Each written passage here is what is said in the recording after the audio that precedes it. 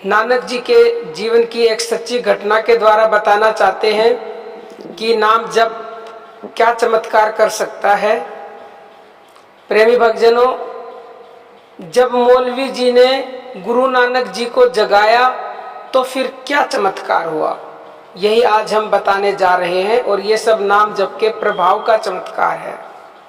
प्रेमी भक्तजनों, आप इतना तो जानते ही हैं कि सिख धर्म में नानक जी एक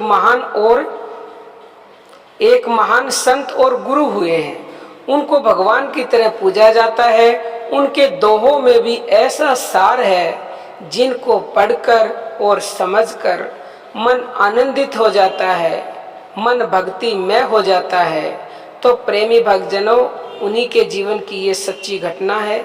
चलिए जानते हैं। एक बार नानक जी भ्रमण के लिए निकले तो वो मक्का मदीना पहुंचे। जब नानक जी वहां पहुंचे तो बहुत ज़्यादा थके हुए थे, तो उन्होंने सामने एक मस्जिद देखी।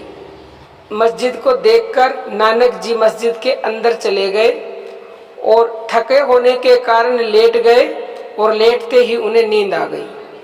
तो थोड़ी देर बाद जब मस्जिद के मौलवी वहां आए तो मौलवी जी ने देखा कि वो जो आदमी यानी नानक जी वहाँ पे जो सोए हुए हैं, उनके पैर मजार यानी खुदा की तरफ हैं।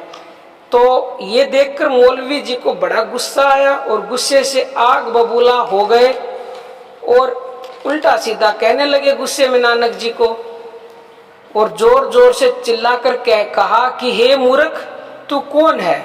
उठ खड़ा हो जा। तुझे पता नहीं है कि तूने मजार यानी कि हमारे खुदा की तरफ पैर कर रखे हैं, और खुदा की तरफ पैर करना हमारे धर्म में निषेध है।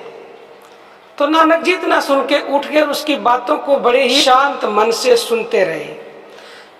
तो सुनने के बाद नानक जी क्या बोलते हैं, सुनिए भक्तजनों। नानक जी ने कहा कि मुझे तो पता नहीं कि इस तरफ इस दिशा में आपके खुदा हैं, तो आप ऐसा करो, जिस दिशा में आपके खुदा नहीं है, आपकी मजार नहीं है, उसी दिशा में मेरे पैरों को घुमा दीजिए। तो प्रेमी भक्तजनों, मौलवी जी ने नानक जी के पैर पकड़े और दूसरी दिशा में उनको घुमा दिया। जब दूसरी दिशा में घुमाया तो मजार यानी खुदा भी उधर ही घूम गए।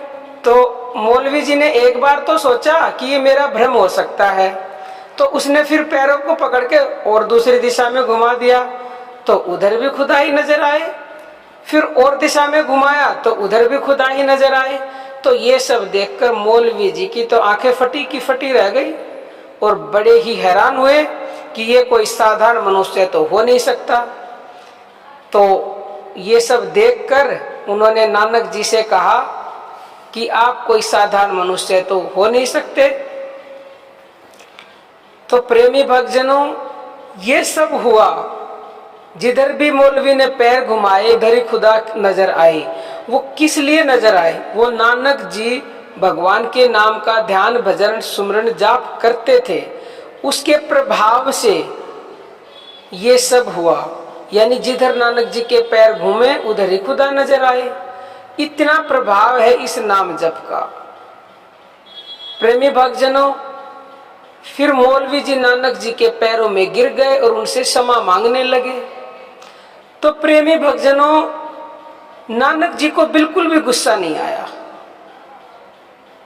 तो इतना देखकर मौलवी जी ने कहा कि मैंने आपको इतना उल्टा सीधा कहा, आपको अभी भी गुस्सा नहीं आ रहा? तो प्रेमी भक्तजनों, नानक जी ने कहा, क्षमा बड़न को चाहिए छोटन को उत्पात, कहा रहीम हरि को घटियो जो भृगु मारी लात।